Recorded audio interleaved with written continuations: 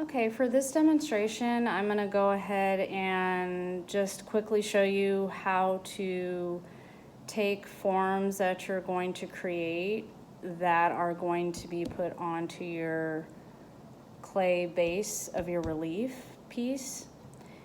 And then I'm going to show you how to set them up as far as getting them scored and then ready to put on here. Okay, so a couple things. Also, I'm gonna be making a little bit of slip just to have on the side. That's always a good thing. We haven't really talked about slip for a while, so I'm gonna show you how to do that. Okay, so picking up where we left off, this is what I had before, right? I started drawing out my circle shapes, circle within a circle, and then the cylindrical shapes. Again, they're flat, so they're shapes, but I'm going to now make forms. Forms are three-dimensional, so again, flat shapes drawn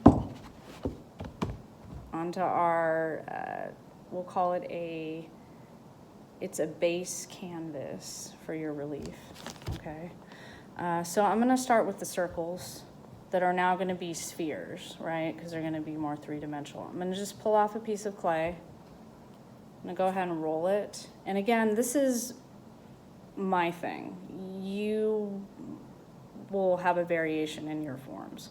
But I'm going to go ahead and just start making a ball. If this is something similar to what you were going to do for a form or one of your forms, then this should be helpful. So again, just going to roll a ball in the hand.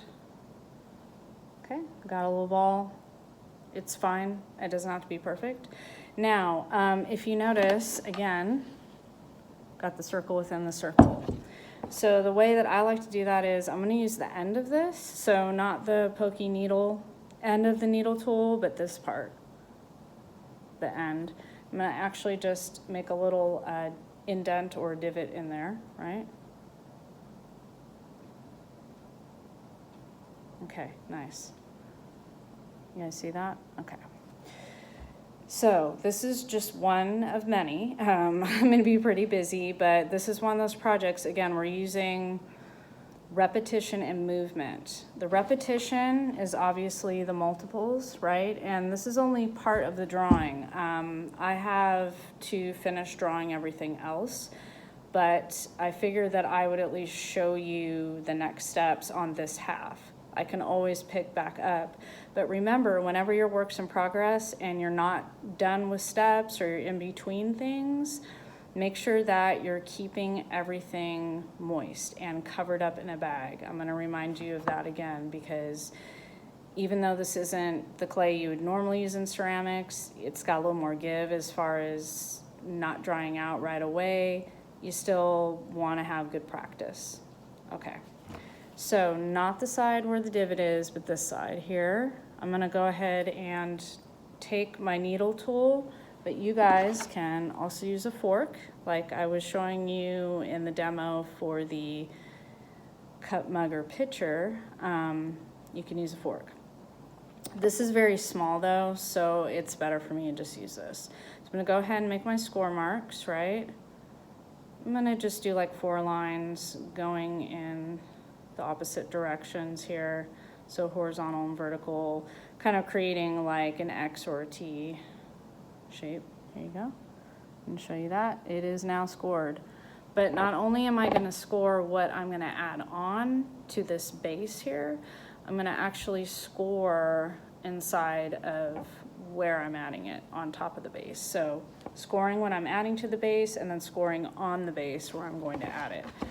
So as much as I, have these little drawings set up, now I don't really need that to be perfect because I've already made this shape into an actual form. So I don't have to worry about keeping it looking this way. So what I'm gonna do right now is just do the corner.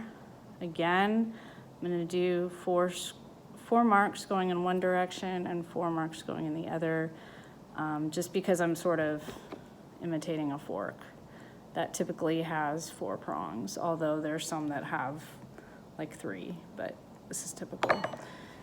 Okay, let me show you what I just did. So right here you can see that I scored right here. Okay, now this is if you'd like some extra slip. You could just put this on here, right? Because there's traction from both score marks. But I can also make slip too, right here. I'm gonna use a clear container just so you guys can see. I'm gonna use some of my extra clay, not a whole lot, because I need this to build. And I've just put it into pieces here, drop it in. I'm just gonna make a little tiny bit, and I know this is a huge bowl, but it's going to be helpful. Okay, here we go. Okay, so here are the pieces of the terracotta clay.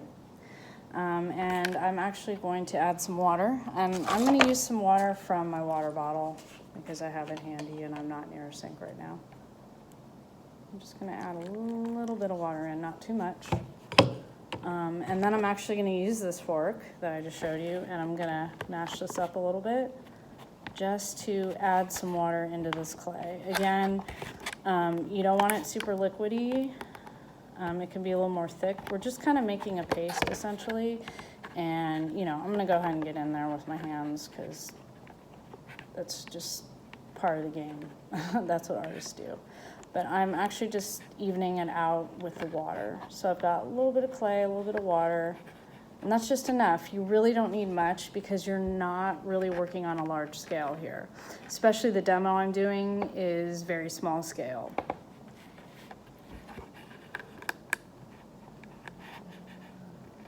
Okay, here we are. I just picked up some slip, see, got that. And now what I'm gonna do is actually lay it down on top of where I scored. Even though it seems like why would I cover up my score marks, it's actually, it's a good binder. It's going in between. You guys see where I put the slip? Okay.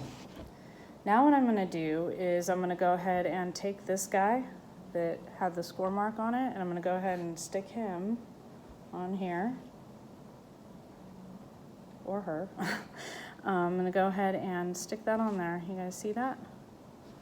And this is almost like a high relief because it's sticking so far off the base. And if it were a little bit lower profile, it'd be more of a mid relief. And then if it's super, super low, it'd be like a boss relief or a low relief. So high, mid, low. Okay. Anyhow, remember that your clay, it's so malleable that it's easy to distort stuff just by simply touching it. So just be real gentle. In fact, just slowly apply pressure and then just kind of keep pressure on there. Don't keep lifting your fingers off. And really what I'm doing is I'm just making sure it's on there good. That's all I'm doing. And if you did happen to distort it, just go back over what you made. So I'm gonna just go back over that extra circle hole that I had in here. Okay. All right, so let me show you what I got. Looks like a tiny little donut or something. It's kind of funny. But I would do the same thing with all the other circles. And the circle within the circle is really obviously for a divot. But with the drawing, it's not a big deal. You don't have to totally indicate that. That's something that you just know as the artist. The other form that I'm going to show you that would go in here, just so I complete the demonstration here, is going to be this cylindrical shape here. And I'm going to roll out a coil for that. I have additional canvas down here, that's why I'm not on the board. You may not have this set up, so it's okay if you put this off to the side and then use this area to roll out a coil. You can do that too. Everyone has what they have, but again, if you're limited, that's fine. All right, very easy. This is a real quick move. So is making the other one though too. It was just, again, making a ball and then sticking a divot in it. Here's my coil, but again, I want the sides to be a little bit more, I want them cleaner, so I'm going to take my butter knife, or I could even take this needle tool because this thing is on such a small scale, it doesn't matter. I can either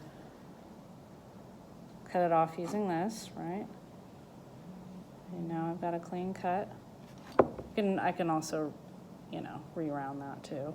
Or I can just use my needle tool and do the same thing. There you go. Okay.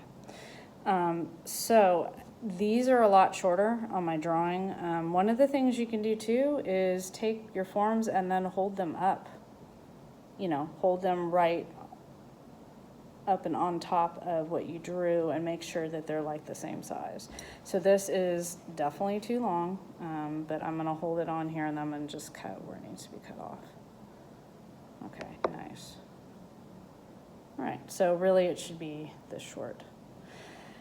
Now, this is kind of tricky because I still got to score. I always have to score because if I don't, I just stick this thing on here and leave it, it may not stay once it dries. Even putting slip on it may not completely do it. You always want to score number one. The slip is just to also help. So again, I'm going to score one side of my coil.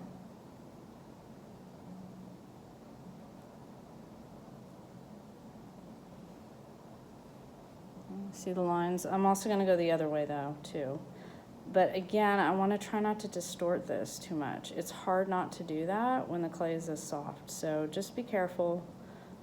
If you start to distort it, don't get upset. Just try and straighten it out a little bit. So like mine, it started to flatten, it wanted to, but I've got my score marks. I think you guys can see that. Yep. And it's still round. It's good to go. And then I also want to, I'm gonna go ahead and pick this up, score here.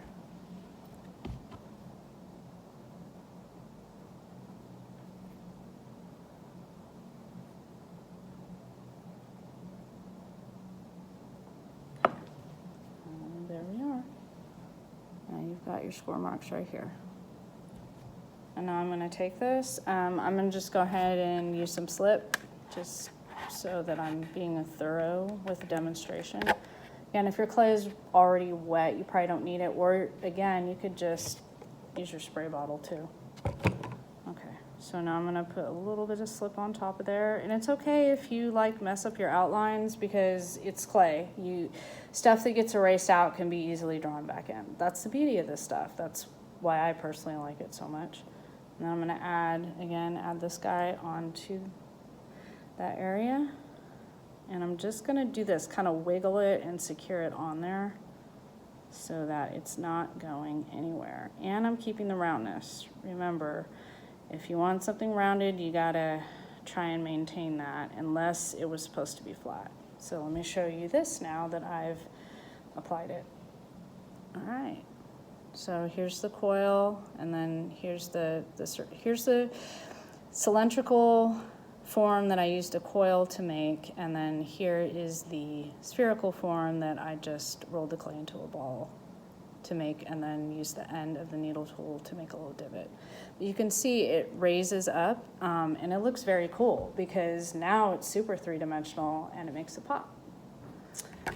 Okay, and you would just do all of this repetitively, and eventually you'll get farther into the process and you'll have it complete. But do take your time. It's definitely not a race.